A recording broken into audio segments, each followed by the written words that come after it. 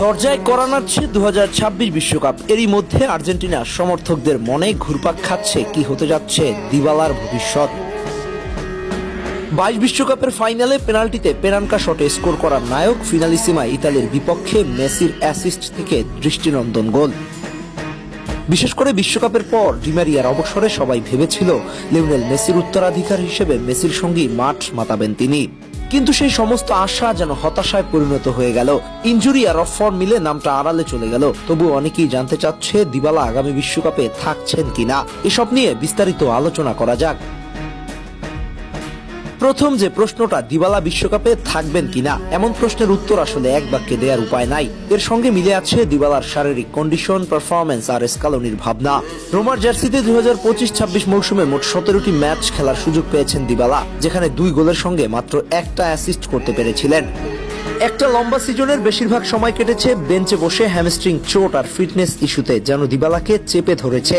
বর্তমান পারফরমেন্স আর ফিটনেস ইস্যুতে দিবালা বেশ পিছিয়ে থাকবে। সঙ্গে একই পজিশনে জাতীয় দলে বেড়েছে প্রতিযোগিতা। থিয়াগো আলমাদা, গার্নাচো, মাস্তান্তুয়ানো সহ একাধিক প্রতিযোগী এই জায়গাটাতে বেশ প্রতিযোগিতা করছে। এমন মুহূর্তে দিবালার পজিশনে দিবালাকে বিশ্বকাপ স্কোয়াডে ফিরিয়ে আনা বেশ কঠিন। একজন কোচ সবসময় তার সেরা অপশন নিয়ে বড় মঞ্চে রওনা করে। দিবালা নামটা হয়তো আর্জেন্টাইনদের কাছে একটা আবেগের নাম। সবাই ভেবেছিল মেসি পরবর্তী আর্জেন্টিনার হাল ধরার মতো একজন ভবিষ্যৎ সুপারস্টার পেতে যাচ্ছে আর্জেন্টিনা। এমন সম্ভাবনাময় তরুণ প্রতিভা ছিল দিবালা, কিন্তু সময় যত গড়িয়েছে তার অফ ফর্ম আর ইনজুরি তাকে ছিটকে দিয়েছে। জুভেন্টাস থেকে রোমা শুরুর দিনগুলোতে ভালো পারফর্ম করে সবার মধ্যমণি ছিল। সেই সময় সৌদি আরবের ক্লাবগুলো থেকে ছিল কোটি কোটি টাকার প্রস্তাব, কিন্তু শোনা যাচ্ছে বর্তমানে রোমার পরিকল্পনায় তিনি থাকছেন না। অথচ তিনি চাইলে তখন কোটি টাকার প্রস্তাব লুফে নিতে পারতেন। কিন্তু ক্লাবের বাস্তবতায় ক্লাবও তার ভালো সিদ্ধান্ত নেবেন, এটাই তো স্বাভাবিক। কিন্তু এই ঘটনা প্রবাহ থেকে একটা জিনিস স্পষ্ট, এই পুরনো দিবালা এখন আর নাই। এটা আর্জেন্টাইনদের কাছে মানতে কষ্ট হলেও এটাই বাস্তবতা।